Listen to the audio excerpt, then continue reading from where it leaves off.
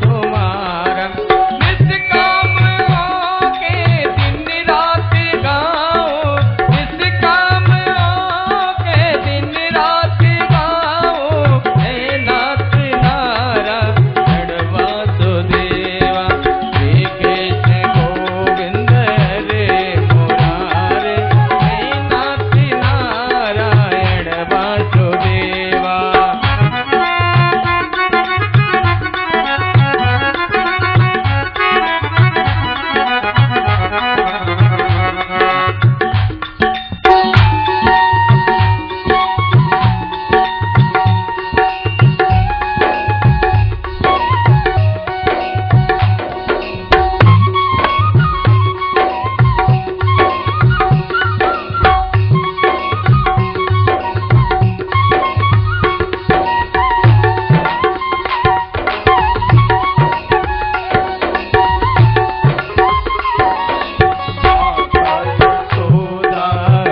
को बुलावे जागो उठो मोहन नींद खोलो, माता जसोदा हरि को बुलावे जागो उठो मोहन नींद खोलो, गौरी रमाती तुमको पुकारे, गौरी रमाती तुमको पुकारे, हे नाथ नारायण वासुदेवा, श्री कृष्ण गोविंद हरे मुरारे, हे नाथ नारायण वासुदेवा।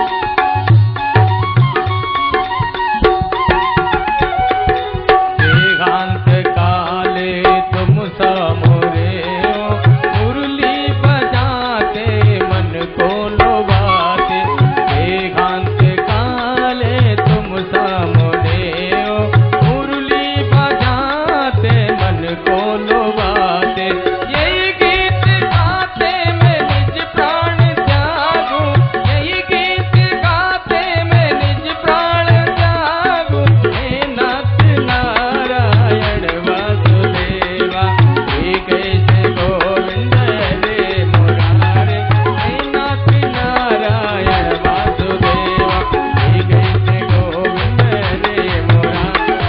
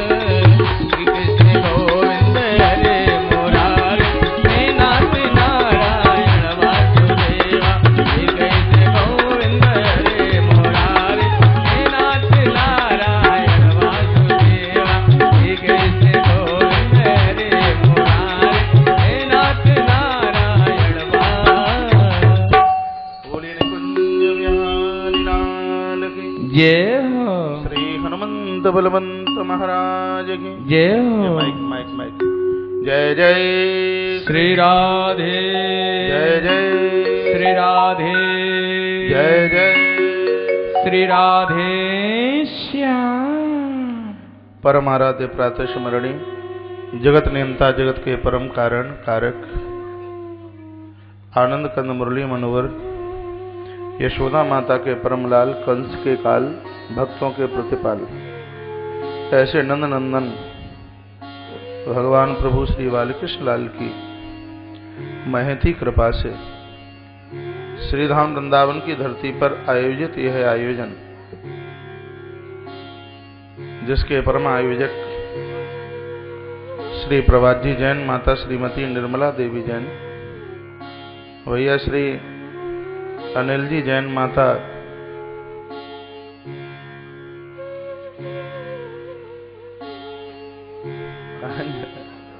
मंजुला जैन, नाम याद नहीं होता, उनके निमंत्रण आमंत्रण पर चल करके आए हुए उनके सभी अपने लोग, नरवाना से श्री प्रमोद जी जैन, करनाल से श्री के.आर. सिंगला साहब, नितिन गर्ग जी पानीपत से पधारे हैं, मधुसूदन गोयल जी दिल्ली से पधारे हैं। मेरी व्यासपीठ से आपका बहुत स्वागत, सम्मान, बहुत मान। बहुत अच्छा लग रहा है, आप सब लोग आए हैं। अब आप यह तो मत कहना कि महाराज जी तो लोगों के सम्मान में समय निकाल देते हैं, तो कथा 9:30 बजे तक भी लेके चलता हूं। ठाकुर जी के दरबार में कोई कटौती नहीं है।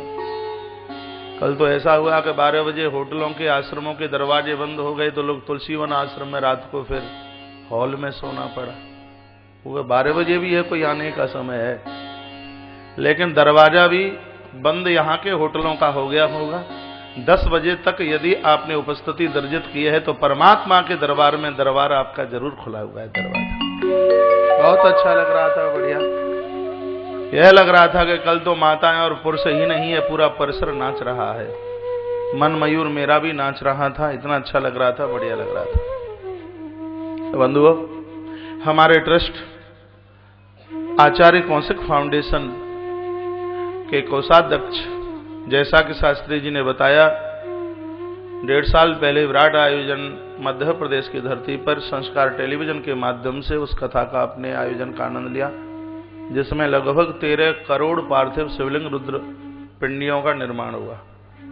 ऐसे विराट आयोजन के जो मुख्य यजमान बन करके रहे, पूरे परिवार ने शालीनता और बड़ी शीलता के साथ में उस आयोजन में एक 4 चांद लगाए। वहीं से मराठा की धरती से गोंदिया, बिल्कुल महाराष्ट्र का अंतिम छोर है, वहां से चल कर के आए हुए ML इंडस्ट्रीज के अधिष्ठाता भैया श्री कमलेश जी अग्रवाल, माता श्रीमती ज्योति देवी अग्रवाल, उनकी बेटियां श्रुति श्रेया, बेटा हेमांशु हमारे मध्य में हैं। व्यासपीठ से आपका बहुत आदर है, बहुत मान, बहुत पैसा आने के बाद में ही समर्पण बना रहे, यही भगवान की कृपा। ऐसे अचक से पीछे आकर के बैठ गए। मैंने भैया वीरेंद्र अग्रवाल जी को कहा कि जरा इनको आगे लेकर के आ जाइए। आप भी दूसरी जगह मेरी कथा में से आओगे तो आपको भी उठा उठा के आगे बैठाऊंगा। आप ये ना सोचना कि आपके नाम मुझे याद नहीं, एक एक नाम याद है, लेकिन मैं करूं तो करूं क्या? समय तो ऐसी दौड़ लगाता है, मेरा मन करता है मैं सबके नामों का उच्चारण यहाँ इस व्यासपीठ से करूं। दिल्ली से चल करके आए हुए श्री सुभाष जी चौबे जी, जिस कथा के लिए मैं कल अनाउंस कर रहा था, अगली कथा हमारे वटेश्वर में मत्स्य पुराण का विशाल आयोजन, और इसलिए इनका नाम लेना मेरे लिए और भी जरूरी है कि आश्रम का जितना भी दिल्ली से सामान आता है, मैं एक टेलीफोन इनको करता हूं और मैं यह बोलता हूं, खैर पेमेंट तो करते हैं, ऐसी बात नहीं है कि, लेकिन उन्होंने कभी बोलते ही नहीं महाराज जी पैसा भेज दीजिए। और हो सकता है बहुत सा सामान इतना आया होगा, इन्होंने मांगा ना होगा तो हमें ध्यान भी नहीं, वैसे तो कोशिश ये रही होगी। देखिए लेने देने में मेरा नंबर पहला है, भैया वीरेंद्र जी को भी पता होगा। ये तो मेरे ऊपर बहुत वजन रहता है। रात को भी इस आयोजन के लिए मैं बोल रहा था, देखिए जहां होटलों का है, कहीं राशन का है, कहीं का है, इसको बराबर चुकता कीजिए, नहीं बाद में ज्यादा वजन खोपड़े पर ना हो जाए। कल रात को ही मैं बोल रहा था। श्री सुभाष जी चौबे, माता श्रीमती चौबे, जो हमारे मत्स्य पुराण की कथा के आयोजक होने वाले, एक बार तालियों के साथ मन का मान कीजिए, सम्मान। उत्तर प्रदेश की धरती नोएडा जो दिल्ली को स्पर्श करती है, मैं आपको न्योता दे रहा हूं और वह आपको निमंत्रण देने के लिए आए हैं। श्री नवल किशोर जी सिन्हा, माता श्रीमती डॉली देवी, है मैया लेकिन नाम बेटियों का है। देखिए पीछे बैठे हैं, इनको भी वीरेंद्र भी आगे बैठने को जगह दीजिए। ये 9 तारीख से 10 तारीख से हमारी कथा के, विराट कथा के आयोजक हैं, पीछे बैठे हैं बिल्कुल। तो श्री नवल जी सिन्हा, माता डॉली सिन्हा, व्यासपीठ से आपका बहुत आदर है, बहुत मान है, बहुत सम्मान। मेरे सब अपने श्री दिनेश प्रसाद जी सोनी शहडोल से पधारे हैं, सत्यनारायण जी त्रिपाठी लखनऊ से पधारे हैं, सूरज नारायण अजमेर से, हम माता इंदु मिश्रा नोएडा से, मेरी गुरु बहन भी है, मेरे महाराज जी की शिष्या हैं। कहाँ है, किधर बैठी है माता इंदु? अच्छा, व्यवस्था में भंडारे में होगी। मोहन किशन जी व्यास जोधपुर से, महेंद्र द्विवेदी जी उज्जैन से, उमेश रघुवंशी जी नईनपुर से, यह तो मेरे मंडला के पड़ोसी हैं। आजकल मेरा ज्यादा समय मंडला में ही निकलता है। सुभाष सिंह जी मुंबई से, रामकृपाल मिश्रा रामपुरा से, यहाँ भी मेरी आगे कथा होने वाली है। मदन लाल जी शर्मा शिमला से। इतना बढ़िया परिवार है मदन लाल जी की, जितनी बड़ाई करूं उतनी कम। हर साल शिमला में मैं कथा करने के लिए जाता हूं, इनका बहुत बड़ा योगदान रहता है। श्री शैलेंद्र देव सोवीर टूंडला से आए भैया। राजेंद्र शर्मा जी जो आगे बैठे हैं, खड़े होकर नहीं जाएंगे। श्री राजेंद्र शर्मा जी, इतना बढ़िया लगता है भैया राजेंद्र जी का नाम लेते हुए मुझे। मैंने 2 कथाएं जयपुर में करी हैं, एक से एक विराट आयोजन पिछले साल गोविंद देव मंदिर में, और उससे पहले वैशाली में भागवत की कथा, और उसके बाद में राम कथा। पूरे क्षेत्र को संभाले हुए हैं भैया श्री राजेंद्र शर्मा जी, श्री एमडी शर्मा जी, जिनके आवास पर पिछले साल में रहा, आश्रम के लिए पूरा समर्पण है, और ये वार्षिक आश्रम के मेंबर भी हैं। और भैया श्री विनोद जी शर्मा जी, श्री मुकेश शर्मा जी, मेरे व्यासपीठ से आप सभी आदर स्वीकार कीजिए। मुझे बहुत अच्छा लग रहा है आप आए हैं। मेरे भगवान गोविंद देव की कृपा की एक पोटली बनाकर आप लेके आए हैं, बहुत स्वागत है आपका, बहुत सम्मान है। श्री चंद्रपाल जी नगला किशोर अलीगढ़ से हैं, ये सब मेरे अपने लोग हैं। विनोद जी बंसल मुक्तसर से पधारे। बंसल साहब आप किधर हैं? इनको बद्रीनाथ की कथा का मुख्य यजमान बनना था, लेकिन वह संभव नहीं हो पाया। अब अगस्त में हमारी कथा श्री बद्रीनाथ में होने वाली है, और जिनको वहां का मुख्य यजमान बनना हो तो 13 तारीख तक संपर्क कर लें। आप कहोगे कि ये क्यों नहीं बनेंगे? ये इसलिए नहीं बनेंगे कि 13 जनवरी से लेके 20 जनवरी तक, तारीख लिख लीजिए, 13 जनवरी से लेकर के 20 जनवरी तक हमारा विराट आयोजन भगवान श्री द्वारकानाथ जी जहां विराजते हैं, द्वारका जी में बहुत बड़ा आयोजन है। आप सभी लोग जरूर पधारिए। वहां पोथी तो नहीं बिठाई जाएंगी, लेकिन वहां श्रोताओं को जरूर बिठाया जाएगा। खर्चे पानी के लिए एक लिमिट में सीमित उसकी राशि तय की गई है। आश्रम का काउंटर लगा हुआ है, आपको कोई वजन नहीं होगा, ऐसा उसका न्योछावर राशि उसकी तय की गई है, जिससे वह आयोजन की व्यवस्था है। और इसमें सिर्फ 251 ही श्रोताओं को उसमें लिया जाएगा, क्योंकि फिर व्यवस्थाएं इतनी हो जाती हैं। भंडारे में लोग झगड़ा करते हैं कि उन्हें पराठा मिला हमें नहीं मिला, उन्हें दही मिला हमें नहीं मिला, उन्हें रसगुल्ला मिला हमें नहीं मिला। तो फिर थोड़ी वो व्यवस्था को देखते देखते तो ऐसा ये निश्चय किया गया है कि 250 से 300 लोगों, और यह लिस्ट पूरी होने में बिल्कुल भी देर नहीं लगेगी। तो आप जरूर पधारिए। श्री द्वारका जी में इतना आनंद आएगा, इसलिए आनंद और आएगा। मैंने सभी तीर्थों का दर्शन किया है, लेकिन मैं भी अभी तक द्वारका एक भी बार नहीं गया। श्री द्वारका अभी तक गया नहीं, तो पहली बार मेरा श्री द्वारका में जाना होगा। तो विराट आयोजन 13 जनवरी से लेकर के 20 जनवरी तक, जिसके मुख्य यजमान श्री बंसल साहब, श्री विनोद बंसल जी, जो पंजाब में विराजते हैं मुक्तसर में, और यह वहां के मुख्य यजमान हैं। हम और आप सब सहज यजमान रहेंगे, ठीक है? इसलिए आप सभी लोग श्री द्वारका जी जरूर पधारिए, और अभी से ही अपनी टिकटों की बुकिंग करा लें, नहीं तो फिर बाद में हो सकता है टिकट न मिल पाए। ऋषिकांत गौतम जी जरूर आना मत। हमारे मध्य में श्री कुलदीप सूद, माता नैना सूद, किधर बैठे हैं? इतना बढ़िया परिवार है, मुंह से जितनी बड़ाई करूं उतनी कम है। मैया जय श्री राधे। सूद साहब कहाँ हैं? फाइन लगेगा नहीं आए। इन्होंने वृक्षारोपण के लिए 1,01,000 रुपया आज से महीने पूर्व, कल भी बहुत बड़ा सहयोग, और आज भी गोपा अष्टमी को जिनकी तरफ से एक मोटी राशि का सहयोग है। व्यासपीठ से सूद परिवार का बहुत बहुत स्वागत सम्मान। आज गोपा अष्टमी को बहुत ऐसे मानव, ये तो सब मुझे नाम याद हो जाते हैं, जिन्होंने कल भी सहयोग किया, परसों भी सहयोग किया, और आज गोपाल अष्टमी को भी गौ माता के लिए उनका बहुत बड़ा सहयोग रहा है। तो उन सभी दानदाता, सभी पधारे हुए कथा में सभी श्रोताजन, मेरे अपने सभी लोग शिवपुरी से आपका बैग मिल गया क्या? जब ये सब लोग गाड़ियां लेने के लिए जा रहे थे तो मैंने आपके बैग के लिए जरूर कहा था कि उनका बैग रखा है कमरे में, उसको जरूर लेकर के आना। नहीं मिला हो तो देख लेना, वहां रखा है आश्रम में। ठीक है भैया। नवीन जैन, बहन गायत्री देवी, भैया निश्चल जैन, बहन मीनाक्षी, भैया प्रदीप जैन, बहन सोनिया, हितू जैन, संयम जैन, माता नीता, सुरेश गोयल, अनुबाला, सुशील बंसल और बिटिया मोनिका, मनोज, भोलू सरिया।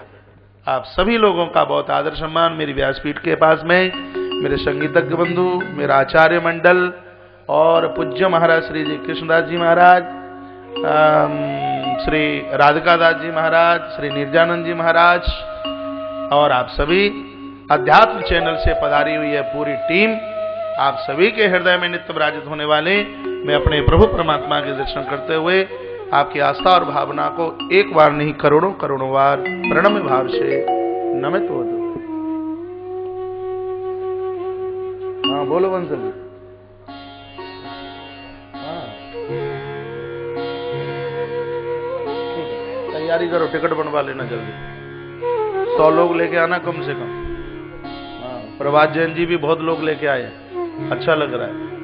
हाँ रौनक आयोजनों की लोगों से ही तो होती है, बढ़िया लग रहा है, अच्छा लग रहा है। और देखिए इस आयोजन में कहीं कोई कमी रह गई हो तो आप कोई प्रभात जैन जी को कुछ भी नहीं कहेगा, हमें कहिए। बहुत कुछ बढ़िया हुआ है वह इनकी तरफ से हुआ है, और कहीं आयोजन में कोई कमी रही है वह कमी हमारी तरफ से रही है।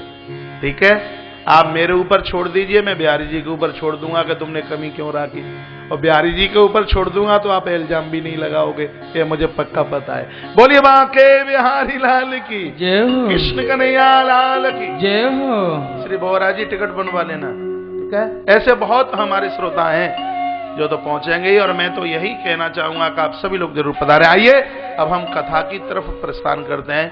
बोलिए बांके बिहारी लाल की जय हो, श्री हनुमान जी महाराज की जय हो, जय जय श्री राधे, जय जय श्री राधे, जय जय श्री राधे श्याम। कल आप श्रवण कर रहे थे कि भगवान श्री कृष्ण मथुरा में प्रकट हुए और वह प्रस्थान कर गए श्री गोकुल के लिए। मथुरा में आए और गोकुल चले गए, क्यों? आप कहोगे कि कंस का भय लगा होगा। नहीं, कंस प्रभु का क्या बिगाड़ेगा। परमात्मा की एक दृष्टि तिरछी हो जाए, पूरी सृष्टि का प्रलय हो जाए। भ्रकुटी विलास सृष्टि लय होई, लगन कहते हैं रामायण में। जब भगवान की निगाह तिरछी हो जाए तो पूरी सृष्टि का प्रलय हो जाए, तो एक कंस प्रभु का क्या बिगाड़ता है। कंस के भय से नहीं तो नंद बाबा का समर्पण और यशोदा मैया की उदारता की वजह से भगवान मथुरा छोड़ करके श्री गोकुल पहुंचे।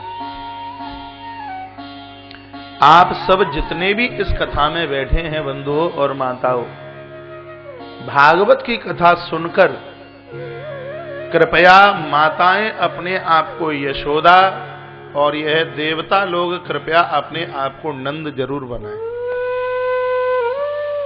कथा ऊपर से उड़ न जाए, कथा हमसे चिपके। नंद कैसे बनोगे?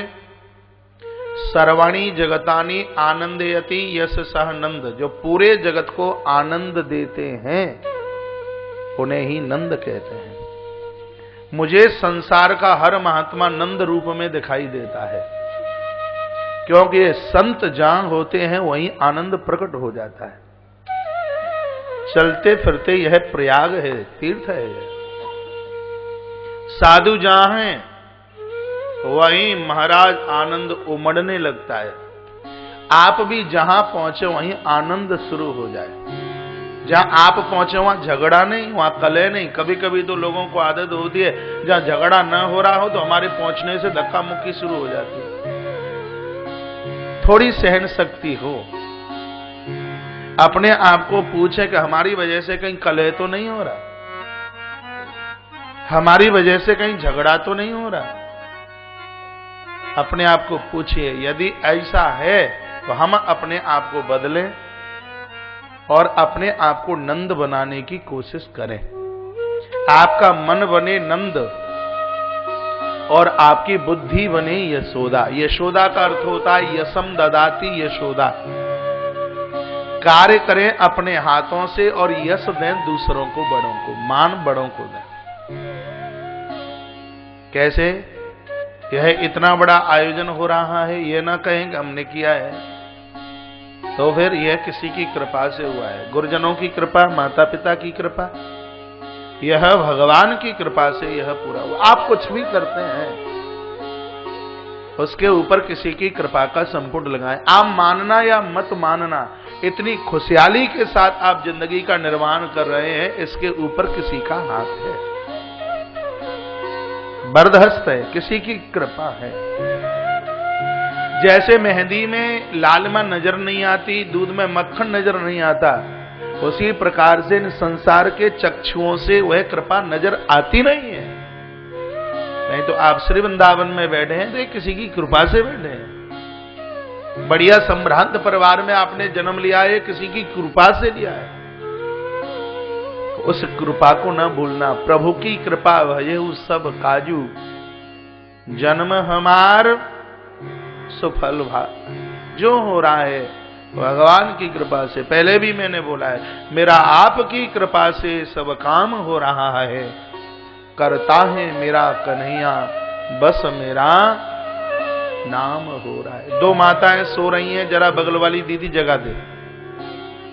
इतना मत खाया करो कि आगे झपकी लग ही जाए। 8 बजे से लेकर रात को 11 बजे तक भंडारा चलता ही रहता, फिर भी कहेगा हम भूखे, तो यह जवाबदारी जिम्मेवारी तो अन्नपूर्णा भी नहीं निभा पाएगी। एकाग्र भाव से बिल्कुल बैठिए, मस्ती के साथ। बोली बांके बिहारी लाल की जय हो, कृष्ण कन्हैया लाल की जय हो। जय जय श्री राधे जय जय श्री राधे जय श्री राधे श्याम। वह लोग मुझे बड़े अच्छे लगते हैं जो सबको मान देते हैं, सबको सम्मान देते हैं, सबको यश देते हैं। सम्मान दोगे तो ही तो सम्मान मिलेगा, है? मान दोगे तभी तो मान मिलेगा। कल वृंदावन के बड़े धुरंधर वक्ता यहां पधारे, डॉक्टर श्री मनोज मोहन शास्त्री, जानी मानी हस्ती। ये लोग जाते नहीं है कहीं, ये तो दास के ऊपर ये सब मान भाव बड़ी कृपा करते हैं।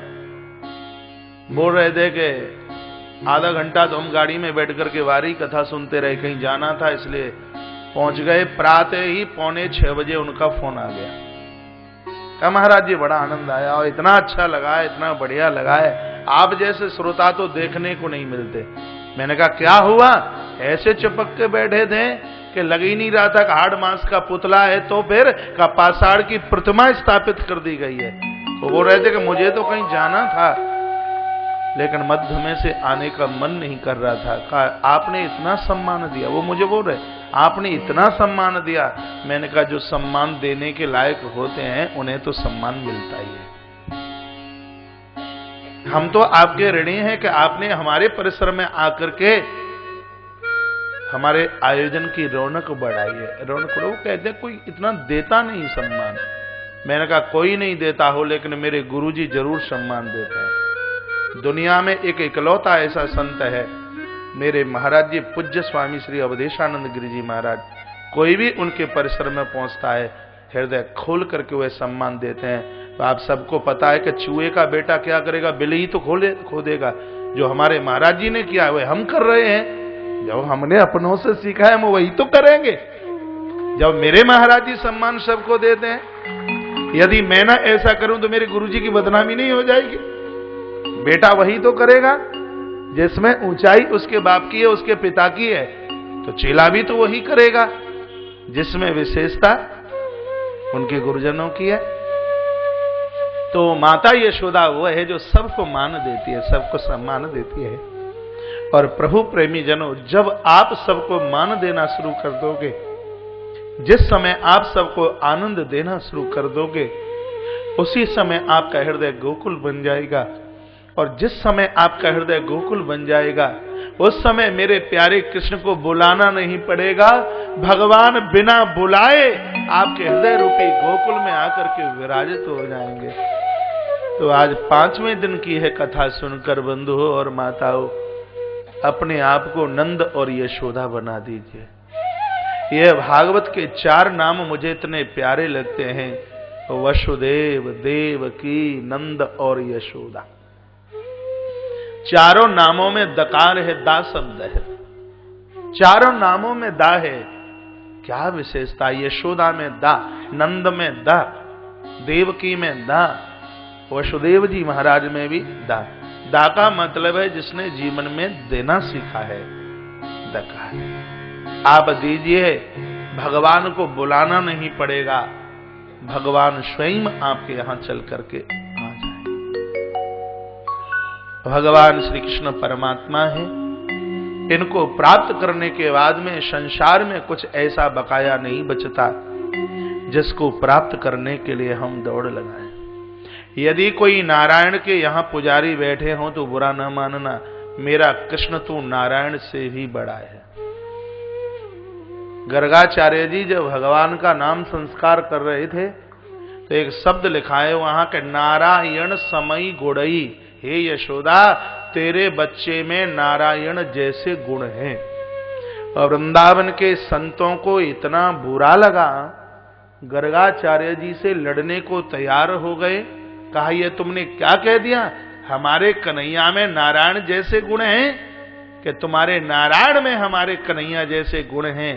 संत कहते हैं हमारा कृष्ण तो तुम्हारे नारायण से भी बड़ा है। शायद आपको ना पता हो, नारायण के अंदर 60 गुण हैं और मेरे भगवान कृष्ण के अंदर 64 गुण हैं। अब 60 और 64 का वर्णन करूं तो एक आधा घंटा लग जाएगा। अब नारायण के 60 गुणों का तो वर्णन नहीं करूंगा, लेकिन मेरे कृष्ण के 4 गुण कौन से एक्स्ट्रा हैं वह सुनाई देता हूं। जो नारायण से बढ़कर के वह 4 गुण मेरे कृष्ण के अंदर, वह पहला गुण है जिसका नाम है रूप माधुरी। कृष्ण जैसा रूप नहीं है किसी का। मेरे माधव का दूसरा गुण है जिसका नाम है लीला माधुरी। जैसी लीला कृष्ण ने की है वह कोई दूसरा कर नहीं सकता। जो कृष्ण ने किया वह कोई नहीं कर सकता, जो सबने किया वह मेरा एक कृष्ण कर सकता है। तो नारायण से 4 गुण एक्स्ट्रा मेरे माधव के हैं, इसको सदैव याद रखना। पहला गुण है जिसका नाम है रूप माधुरी, और दूसरा गुण है जिसका नाम है लीला माधुरी, और तीसरा गुण है जिसका नाम है वेणु माधुरी। भगवान शंकर सबको नचाते हैं, जो शंकर को भी नचा दे वही मेरा कृष्ण है। शिव को बांसुरी बनकर अधरों पर बैठना पड़ा, ऐसे कृष्ण है वेणु माधुरी। कृष्ण की बांसुरी बजती है। आज आप वेणु गीत सुनोगे, कृष्ण की बांसुरी बजती है तो गोपियां रो रो करके कहती हैं कि हमसे बड़भागिनी तो ये नदी है जिसका चलता हुआ पानी रुक जाता है बांसुरी को सुनते सुनते। गोपियां कहती हैं कि हमसे बड़भागी तो ये बछड़े हैं। जब मां का दूध पीते हैं और कृष्ण की बांसुरी बजती है तो जो दूध महाराज कंठ में हुआ कंठ में ही रह गया, अंदर जाता नहीं है। गोपियां कहती हैं हमसे बड़भागिनी तो ये हिरणियां हैं। जब कृष्ण की बांसुरी बजती है तो कान उठाकर उस वेणु माधुरी का आनंद लेती है। गोपियों ने कहा हमसे बड़भागिनी तो वह स्वर्ग की अप्सराएं हैं। जिस समय कृष्ण की बांसुरी बजती है, इनका वस्त्र उड़ता है तो इनको ध्यान ही नहीं रहता, तल्लीनता रहती है कृष्ण की बांसुरी की तरफ। भगवान के अंदर वेणु माधुरी है। भगवान वेदव्यास ने श्रीमद् भागवत का सृजन किया। आपको पता है कि कितने श्लोक लिखे भागवत में? आपने बहुत बार कथा सुनी है, व्यास जी ने कितने श्लोक भागवत में लिखे हैं? 18,000। मुझे पता था कि आप 18,000 ही बोलोगे। नहीं, भगवान वेदव्यास जी ने श्रीमद् भागवत में 17,999 श्लोकों की रचना की। ये एक श्लोक है, वह भगवान वेदव्यास नहीं, यह भागवत का एक श्लोक तो बांसुरी के स्वरों में से निकल रहा है। कौन सा श्लोक है वह? श्रीमद् भागवत 10वां स्कंध, अध्याय नंबर 21, श्लोक नंबर 5। जो भगवान श्री कृष्ण के अनुयायी हैं, कृपया इस श्लोक को वह जरूर कंठस्थ करें। एक श्लोक का पाठ करने से पूरे भागवत का पाठ करने का पुण्य आपको मिलता है। चतुश्लोकी भागवत का पाठ करने से प्रभुदत्त ब्रह्मचारी जी कहा करते थे। चतुश्लोकी श्लोक द्वितीय स्कंद के 9वें अध्याय में श्लोक 32, 33, 34, 35 वो बोलते थे कि 4 श्लोकों का पाठ करने से पूरी भागवत का पुण्य मिलता है। लेकिन चैतन्य महाप्रभु श्री डोंगरे जी महाराज अपने प्रवचन में कहा करते थे, छोड़ो 4 श्लोक, यह भागवत का एक श्लोक बोलने से पूरे भागवत का पुण्य मिलता है, फल मिलता है। कौन सा है वह श्लोक जो बांसुरी के स्वरों में से निकल रहा है? श्रीमद् भागवत 10वां स्कंध, अध्याय नंबर 21 और श्लोक नंबर 5। वरहा पीडम नटवर वपुः कर्णयो कर्णिकारम विव्रतवासः कनक कपिशम वैजयंतीम च मालाम रंध्रान वेणोरधर्षुदया पूर्यन गोप वृंदई वृंदारण्यम स्वपद रमणम प्राविशद गीत कीर्ति। भगवान के दिव्य रूप का वर्णन बांसुरी ने किया है। कृष्ण को रूप माधुरी देने में सक्षम कुछ है तो वह वेणु माधुरी है। कृष्ण के रूप का वर्णन मेरी बांसुरी करती है।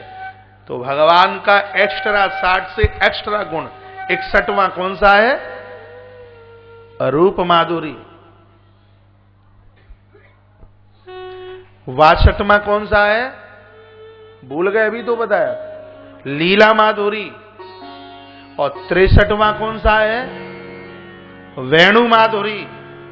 और मेरे कृष्ण का 64वां गुण है जिसका नाम है प्रिय माधुरी। जो प्रेम कृष्ण करते हैं, ये इतना प्रेम तो कोई कर ही नहीं सकता। आप गोपियों को पूछ लेना, कहीं वृंदावन में मुलाकात हो जाए तो। आप रसखान को पूछ लेना, कहीं आपकी मुलाकात हो जाए तो। जो प्रिय माधुरी कृष्ण के अंदर है वह किसी और के अंदर तो हो ही नहीं सकती। सुन लीजिए, एक बार बादशाह बेगमा अपनी हज यात्रा के लिए निकली मक्का मदीना के लिए। मथुरा के पास से निकलना हुआ। उसके अनुयायियों ने कहा कि हिंदुओं का एक यहां छोटा खुदा रहता है। बेगमा ने कहा, बड़े खुदा के तो दर्शन करने ही हैं, चलते चलते छोटे खुदा के भी दर्शन कर ले। आज से महाराज सैकड़ों वर्ष पूर्व वह बेगमा श्री बिहारी जी के मंदिर में जाकर के खड़ी हो गई। क्या कहूं मैं अपने बिहारी जी का।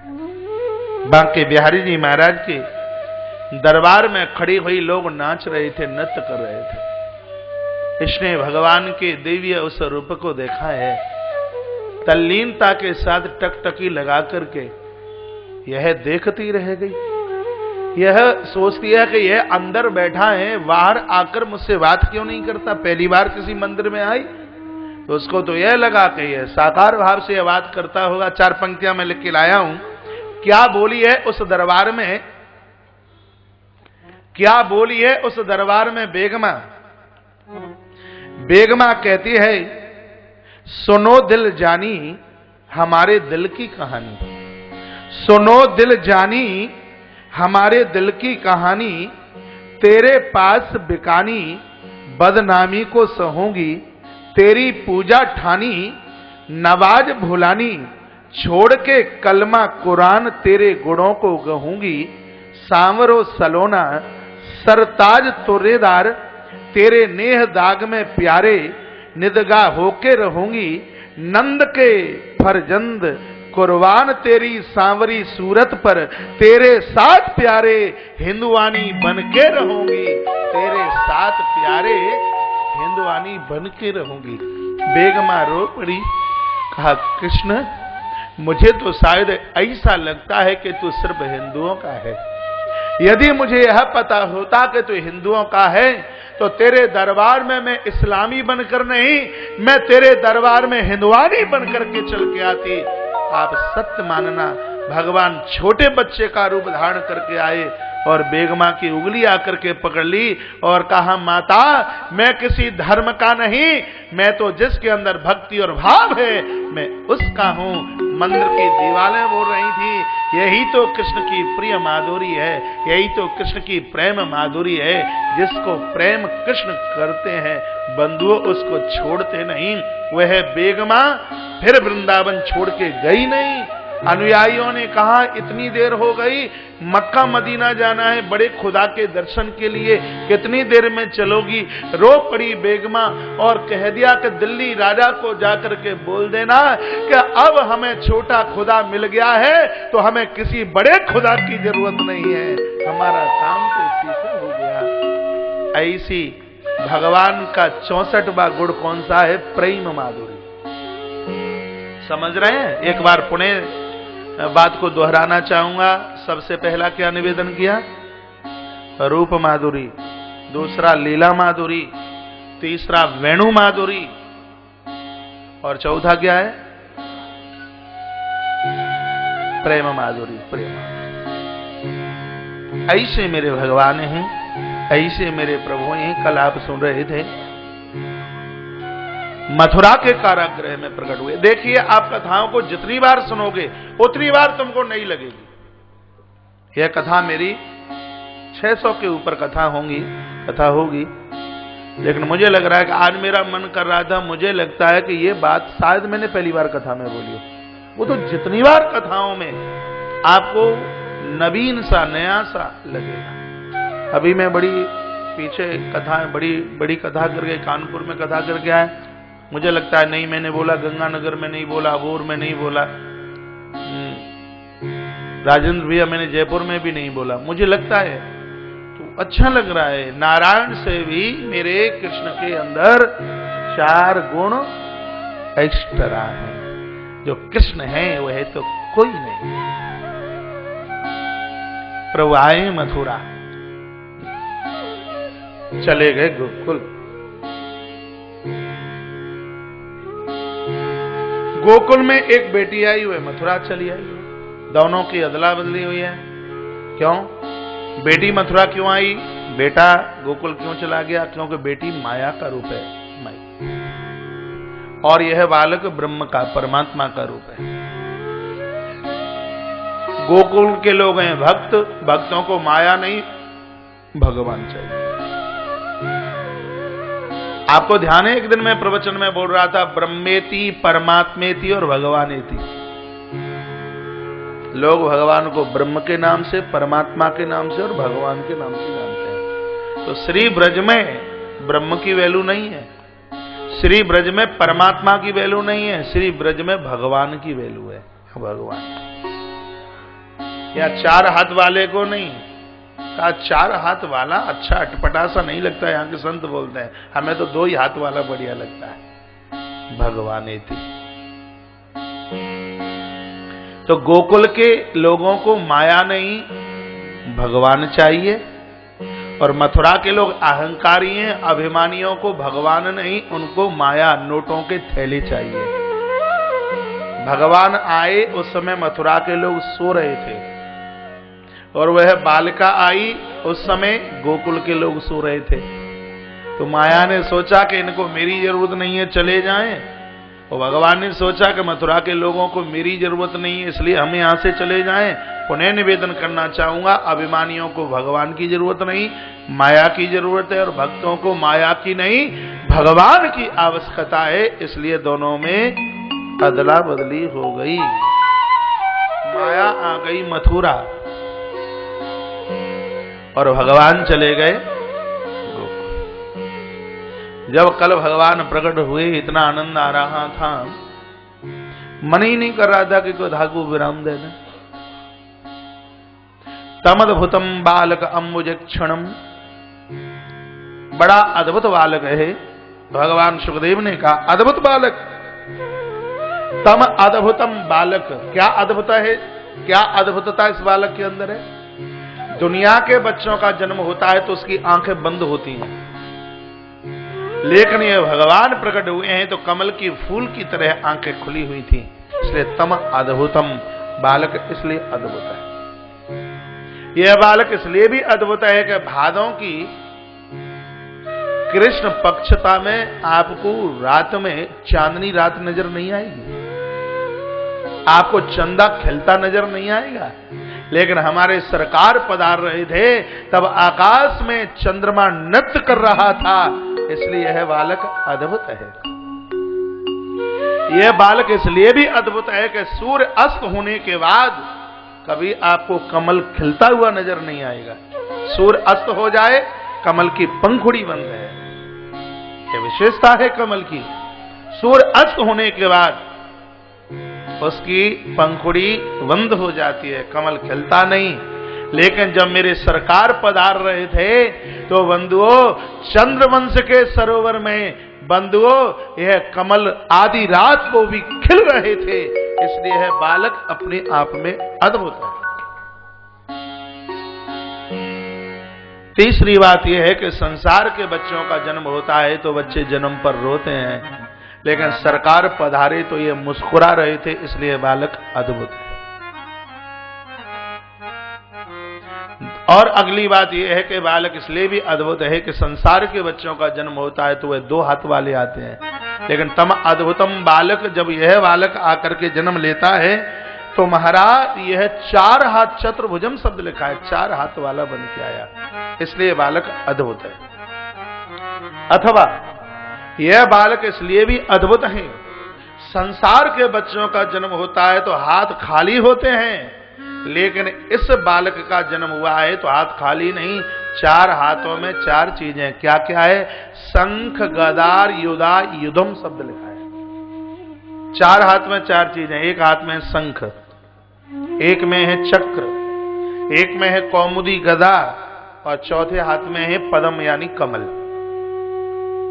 एक बार मैं बैठा बैठा सोच रहा था कि भगवान आए तो अपने 4 हाथों में ये 4 आयुध 4 चीजें लेके क्यों आए। ऋग्वेद में मैंने पढ़ा कि शंखे यस्यः शंख, भगवान हाथ में शंख इसलिए लेके आए हैं, शंख की ध्वनि जहां जहां तक पहुंचती है वहां किसी भी प्रकार की अलाय और बलाय नहीं रहती, महामारी नहीं रहती, भूत प्रेत का कोई चक्कर नहीं रहता। जिनके घरों में लोग गलत सपने देखते हों या घर में भूत प्रेतों की फेरी हो या घर में मन नहीं लगता, कभी कभी ऐसे अशुभ समय में घरों का निर्माण होता है कि उन घरों में रहना मुश्किल होता है, तो उसके निवारण के लिए आपके घर में शंख ध्वनि होनी चाहिए। शंख भी 2 प्रकार का होता है, एक है उत्तर वाला शंख और दूसरा है दक्षिण वाला। जो साउथियन शंख है महाराज, लक्ष्मी की वर्षा ऐसे होती है जैसे तिल का वृक्ष झड़ता है। भगवान को नहलाएं आप, स्नान कराएं तो दक्षिण का शंख हो और आप बजाएं तो ये उत्तर ये बाएं हाथ वाला शंख हो। दोनों की विशेषता है। स्नान कराने में साउथियन दक्षिण हाथ वाला शंख बड़ा विशेष है। परदेश में गई ही दौलत वापस चल करके आती है, ये शंख की विशेषता है, क्योंकि लक्ष्मी का सगा भाई है ना। शंख क्या है? लक्ष्मी का भाई है। लक्ष्मी निकली समुद्र में से और यह भी सागर में से निकला है। पूजा अधूरी है बिना शंख के, इसलिए घर में शंख। वाणी की ग्रंथि को खोलने में भी बड़ा कामयाब शंख है। मन को एकाग्रचित करने के लिए शंख है। शंख की बड़ी विशेषता, मैंने ऋग्वेद में शंख की विशेषता पढ़ी है, इसलिए भगवान एक हाथ में शंख लेके आए। शंख गदार युधा युधम शब्द लिखा, दूसरे हाथ में कौमुदी गदा। कौमुदी गदा के द्वारा परमात्मा दुष्टों का मर्दन और सुदर्शन चक्र के द्वारा भक्तों की रक्षा और कमल के द्वारा भगवान नवदा भक्ति का उपदेश करते हैं। कमल। भगवान को यह पुष्प कमल का बड़ा प्रिय है। कौन सा भी देव हो, शिव महापुराण में हमारे देवताओं ने महादेव को बड़े बड़े कमल चढ़ाए। वैसे भी बहुत लक्ष्मी वर्धक है कमल। कमल के ऊपर तो जितना बोले कमल।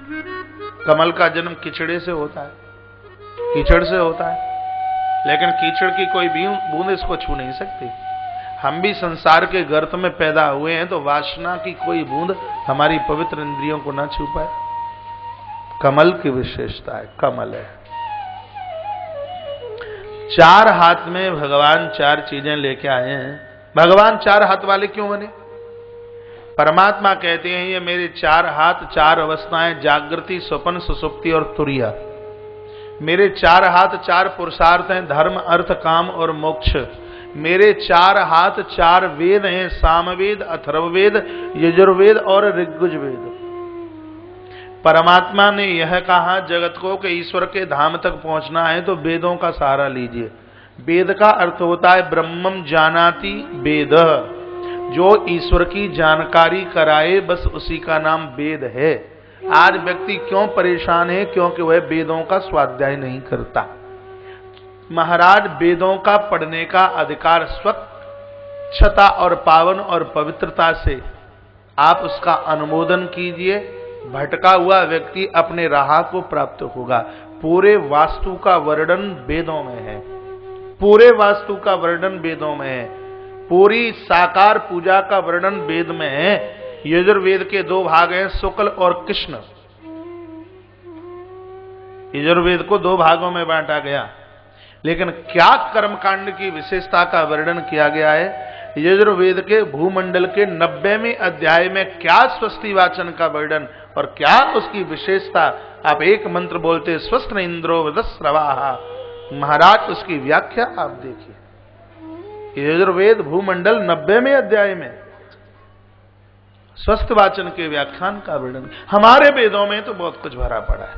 बोली बांके बिहारी लाल की जय हो, कृष्ण कन्हैया लाल की जय हो, जय जय श्री राधे, जय जय श्री राधे, जय जय श्री राधे श्याम।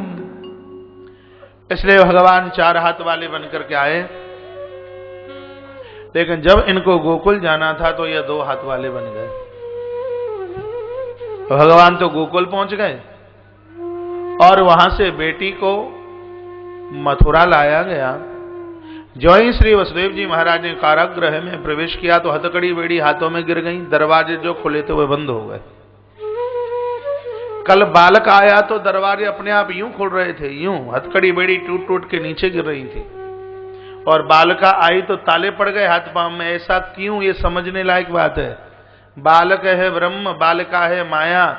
जिंदगी में जब ब्रह्म चल के आता है तो वहां किसी भी प्रकार का बंधन नहीं रहता, व्यक्ति मुक्त रहता है। और जब जिंदगी में माया चल करके आती है तो व्यक्ति मुक्त नहीं, व्यक्ति बंधा हुआ होता है। माया बांधती है, भगवद कृपा इस जीवात्मा को बंधन से मुक्त करती है। इसीलिए तो हम ईश्वर के दरबार में जाते हैं। आप कथा में बैठते हैं, दुकान का क्या हो रहा है ध्यान नहीं है, फैक्ट्री का क्या हो रहा है ध्यान नहीं, बिजनेस व्यापार का ध्यान नहीं। जितनी देर तक कथा में बैठेंगे उतनी देर तक आपका दिमाग बिजनेस में है ही नहीं, क्योंकि कथा आप ईश्वर की सुन रहे हैं। और आप कहीं फैक्ट्री से दोपहर के 1-1:30 बजे लंच करने के लिए घर आए हों तो आप 4 फुलके खाते जरूर हो, लेकिन तुम्हारा दिमाग फैक्ट्री में रहता है, लेबर के ऊपर रहता है, मुनीम लोगों के ऊपर रहता है। आप सब उद्योगपति व्यापारी लोग हैं, आप सबको पता है। अब मैं आप लोगों के बीच में रहता हूं, इसलिए हल्का फुल्का मैं अनुभव रखता हूं आपकी बातें सुन सुन के। आप रहे हैं कहीं, लेकिन आपका ध्यान वहां है। लेकिन इस समय कथा में आप अपनी फैक्ट्री में नहीं हो, इस समय कथा में आप अपनी दुकान पर नहीं है, इस समय कथा में माता अपनी रसोई में थोड़े ही है। कथा में माताएं श्रृंगार रूम में नहीं, यहां तो अध्यात्म के थिएटर में माताएं बैठी हुई हैं। हाँ, यहां तो व्यक्ति मुक्त रहता है। आप में ऐसे कितने लोग होंगे वृंदावन छोड़ने का मन ही नहीं कर रहा होगा। तैयारी करो वृंदावन वास करने की। घर में तो तब तक ही रहना जब तक बच्चे सेट नहीं है। बच्चे कमाने लगे और बच्चों के भी बच्चे हो जाएं, तो फिर घर में रहोगे तो कोलू का बैल माना जाएगा तुम्हें। फिर घर में नहीं, फिर तीर्थ में वास कीजिए। हाँ, तीर्थों में वास, तीर्थों का अपना एक आनंद है। पुराने लाला लोगों से मेरा मिलना होता है जब थोड़ा बहुत वृंदावन में मुझे रहने का मौका मिलता है। कोई इंजीनियर, कोई डॉक्टर, कोई बहुत बड़े उद्योगपति, उन्होंने यहाँ फ्लैट खरीद रखे, मकान बना रखे। कहते महाराज जी जिंदगी भर तो बस ऐसे ही धुनी बुनी में लगे रहे।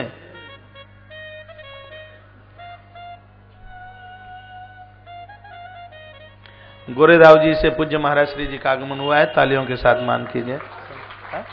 महाराज जी आपने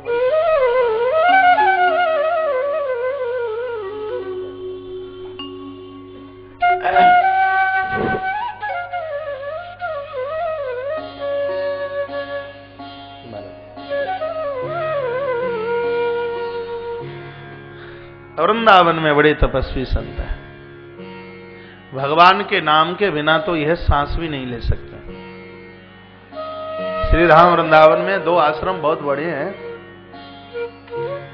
जहां आपको 500 रुपया फुट वाला संगमरमर का पत्थर तो नहीं दिखाई देगा, बहुत आलीशान तुम्हें कमरे नजर नहीं आएंगे, लेकिन इन दोनों आश्रमों की ईंट ईंट में से राधा माधव का नाम निकलता है। एक अटल्ला चुंगी पर गोरेदाऊ जी आश्रम है, एक गोपेश्वर मंदिर के पास में सुदामा कुटी है। आज भी संत सेवा जहां होती है। श्री धाम वृंदावन में पहली बार जब मेरा 20 दिसंबर 1992 को आगमन हुआ, पहली बार में वृंदावन, वो भी स्कूल के टूर से मेरा आना हुआ। 12th में था मैं, राजस्थान की मेरी ज्यादा पढ़ाई है। 80 बच्चे थे उसमें, एक बस में।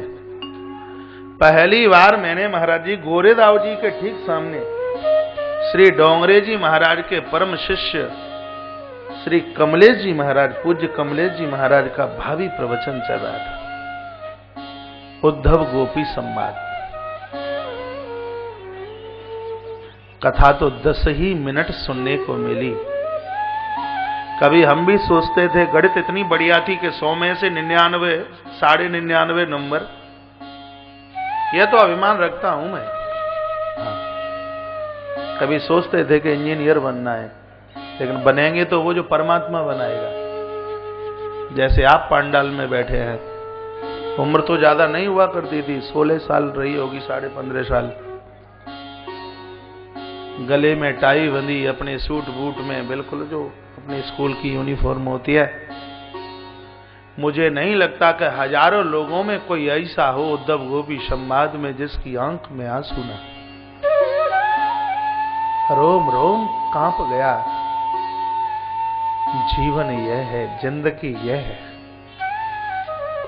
इससे और बढ़िया कोई जिंदगी नहीं हो सकती। जब 10 मिनट के बाद में कथा सुनने के बाद आरती हुई, इस व्यास गद्दी के मैं व्यास गद्दी पर बैठ के मैं सच कह रहा हूं, जब कथा ने विराम ले लिया तो इतना दुख हुआ कि परिवार में किसी की मौत होने पर भी इतनी पीड़ा नहीं होगी। परिक्रमा लगाते लगाते केसी घाट की तरफ पहुंचना हुआ।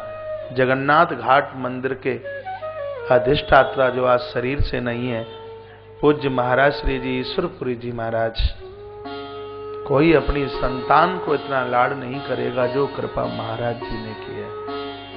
इस महापुरुष का इतना बड़ा हाथ। इसलिए महाराज जी गोरेदाव जी आश्रम को तो मैं अपनी श्रीमद् भागवत कथा का उद्गम स्थान मानता। वहां से महाराज जी पधारे हैं। मेरे व्यासपीठ से आपका बहुत आदर है, बहुत मान है, बहुत सम्मान। बोलिए बांके बिहारी लाल की जय हो, कृष्ण कन्हैया लाल जय हो। जय जय श्री राधे, जय जय श्री राधे, जय जय श्री राधे श्याम।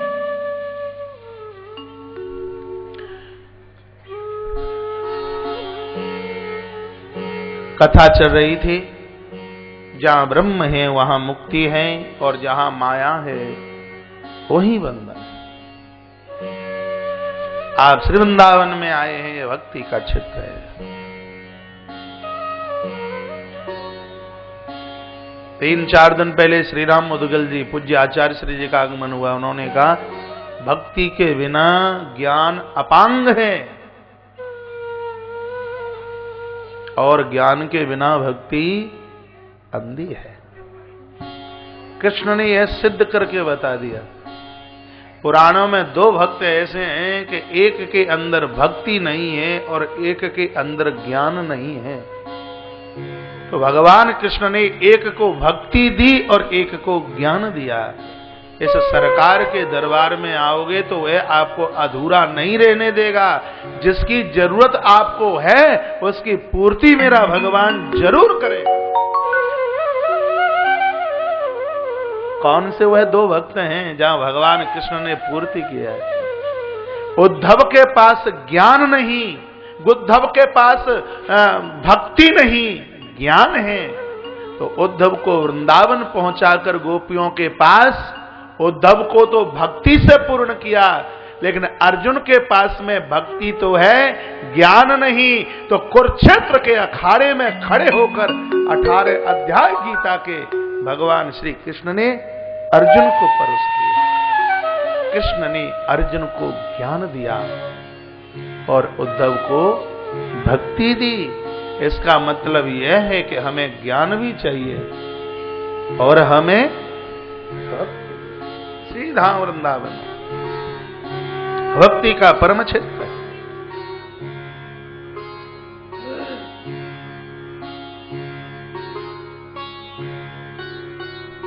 भगवान गोकुल में वह बालिका मथुरा, हथकड़ी बेड़ियां डल गई हैं। कंस को सूचना मिली। कंस दौड़ता हुआ आया और देवकी के छाती से चिपटी हुई बेटी को वह खींच करके महाराज पत्थर की शिला के ऊपर पटकने को तैयार हुआ। तो माता देवकी रो पड़ी है और मां ने कहा भैया मेरे 6 पुत्र मारे गए। कुछ मैंने कहा नहीं। 7वां पुत्र उधर में समाप्त हो गया। 8वीं संतान में एक बालक ही तो बचा है, इसको तो न मारिए। 8वीं संतान में एक बेटी ही तो बची है, इसको ना मारिए। लेकिन कंस सोचता है कि क्या यह देव झूठ बोलते हैं? ये तो बोल रहे थे हंतो याम बह से बुधा, मारने वाला अष्टम होगा और वह बेटा, लेकिन बेटी कैसे? सोचा यह नहीं, लेकिन इसके पति के द्वारा मेरी मौत होगी, इसलिए इसको छोड़ूंगा नहीं। पत्थर की शिला के ऊपर इसने खींचकर जैसे ही पटकना चाहा, नंबर कट गए। जैसे ही उठा करके यूं हाथ में से छूटती हुई आकाश उड़ान भरती हुई गई और कहा किम में हत्या मंदहा जाता खल तवांत।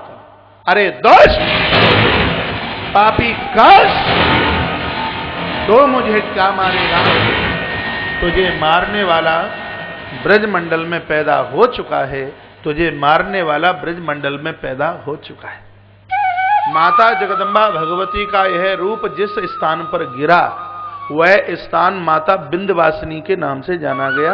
यह कथा श्रीमद् देवी भागवत में यह कथा आती। यह रूप जहां जिस स्थान पर गिरा वहां माता बिंदवासिनी दिव्य सिद्ध पीठों में से एक स्थान है। जब आप बनारस काशी की तरफ जाएं तो इलाहाबाद और बनारस के मध्य में माता विंध्यवासिनी जगत के ऊपर कृपा का वर्षण कर रही है।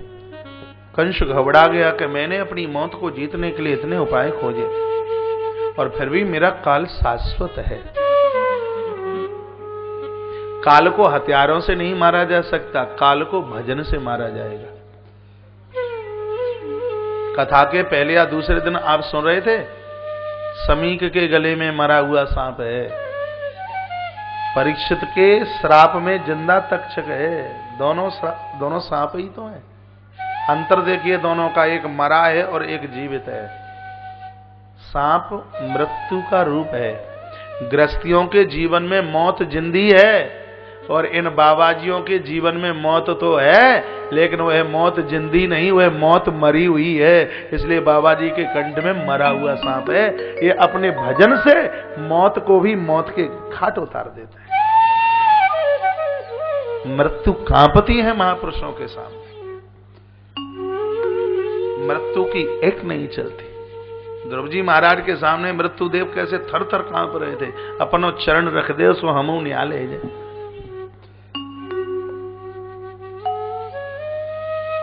घबरा गया कंस, हाथ जोड़कर माता देवकी के चरणों में गिर पड़ा और कहा, अहो भगिनी यो भामा मायावावत पाप मना। मैंने बड़ा पाप किया है बहन, मैंने बड़ा अपराध किया। निरा अपराध तेरे 6 पुत्रों को मारा, 7वीं संतान तेरे उदर में समाप्त हो गई।